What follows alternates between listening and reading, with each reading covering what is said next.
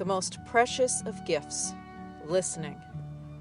Recently, I wrote a post on my blog about dealing with the noise, busyness, and general chaos of the Christmas season. Our involvement in the many worthwhile activities of decorating, cooking, entertaining, party hopping, buying and wrapping gifts, sending cards, volunteering our time and treasures to charities, and spending time with our families can make our heads spin. I proposed that a renewed focus on the season of Advent, with its call to simplicity and quiet, would make a wonderful antidote. A reader responded with an unexpected comment.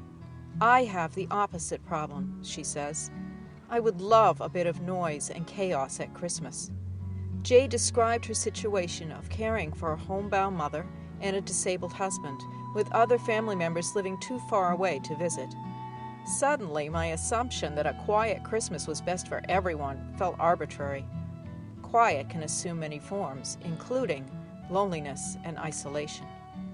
I immediately wrote back to Jay, attempting to offer some consolation. I wanted to do something to mitigate her circumstance. In the writing, I realized that I too understood the ramifications of a Christmas gone quiet. My own family circle has grown noticeably smaller over the years, with my parents gone and my sister, brother-in-law, and nephews scattered across the country.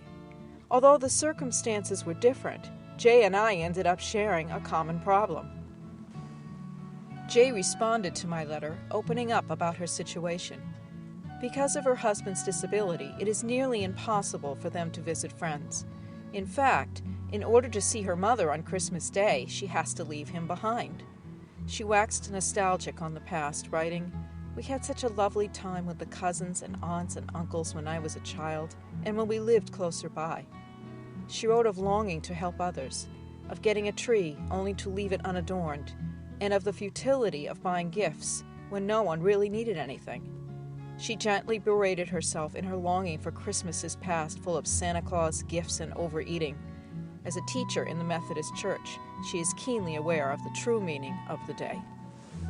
However, as we continued to write back and forth, I noticed her mood quickly shifting from laments to gratitude.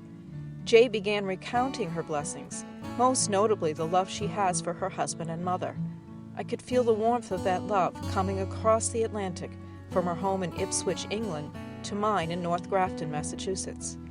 It was then that I began to understand the power behind listening. I had entered into the correspondence assuming my usual role of problem solver. I was going to make everything better. It soon became clear, however, that I was meant to be a friend, to listen to and acknowledge another person's life story. It was not about me solving a problem and looking like a hero. It was about Jay needing someone to be fully present, listening with mind and heart. Paying attention to her life rather than mine required humility. Yet once I surrendered to the idea, I could see God's grace unfolding. The focus of our letters changed from melancholic remembrances to gratitude for the blessings we both enjoy. Gratitude fueled action, with Jay vowing to get into the spirit by attending a couple of get-together lunches and taking in a local concert of carols presented by our town's brass band. I, in turn, volunteered to join a group of Christmas carolers in our parish and inquired about taking communion to nursing home residents. Jay and I are exchanging gifts through the mail. Listening has turned strangers into friends. Our correspondences caused me to examine myself. Why do I insist on giving people what I would not want for myself? When I share my heart with someone, I don't want judgment or unsolicited advice or easy answers. Many problems can't be solved, but rather must be endured. I just want a sympathetic ear. Doesn't it make sense then that sometimes my family and friends, neighbors, and even strangers just want someone to accept where they are at that very moment and sit close by saying nothing? I experienced this recently as another friend shared with me the pain of watching her best friend slip away behind the fog of dementia. I empathized, recalling my mother's mental deterioration and personality change, but decided it was just best to let her talk.